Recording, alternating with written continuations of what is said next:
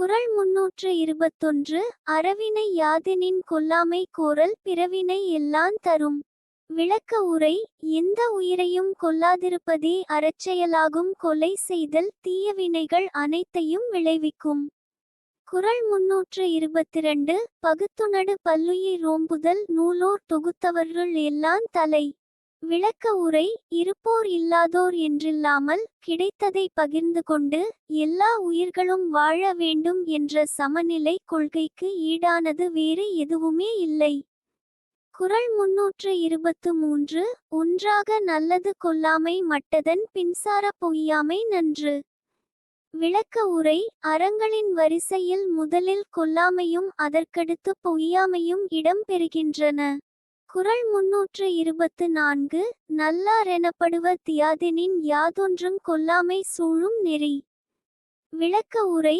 எந்த உயிரையும் கொல்லக்கூடாது எனும் நெறி காப்பதுதான் நல்லற வழி எனப்படும். குறள் 325. நிலையஞ்சி நீத்தாருள் எல்லாங் கொலையஞ்சி கொல்லாமை சூழ்வான் தலை. விளக்க உரை. உலகியல் நிலையை வெறுத்து துறவு பூண்டவர் எல்லோரையும் விட கொலையை வெறுத்து கொல்லாமையை கடைப்பிடிப்பவரே சிறந்தவராவார். குறள் 326. கொல்லாமை மேற்கொண் தொழுகுவான் வாழ்நாள் மேல் செல்லா துயிருண்ணுங் கூற்று.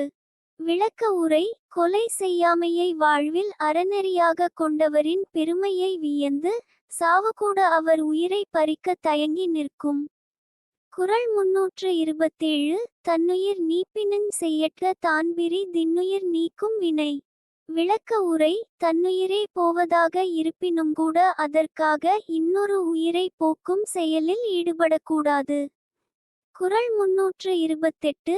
நன்றாகும் ஆக்கம் பெரிதெனினுஞ் சான்றோர்க்கு கொன்றாகும் ஆக்கங் கடை.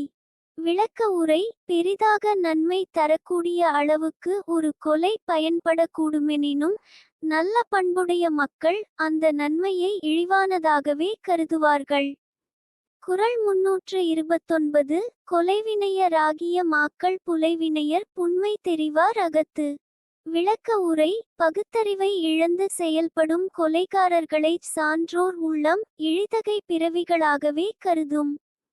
குறள் 330. உயிருடம்பின் நீக்கியார் என்ப செயிருடம்பின் செல்லாத்தி வாழ்க்கை எவர். விளக்க உரை. வறுமையும் நோயும் மிகுந்த தீய வாழ்க்கையில் உழல்வோர் ஏற்கனவே கொலைகள் பல செய்தவராக இருப்பர் என்று முன்னோர் கூறுவர்.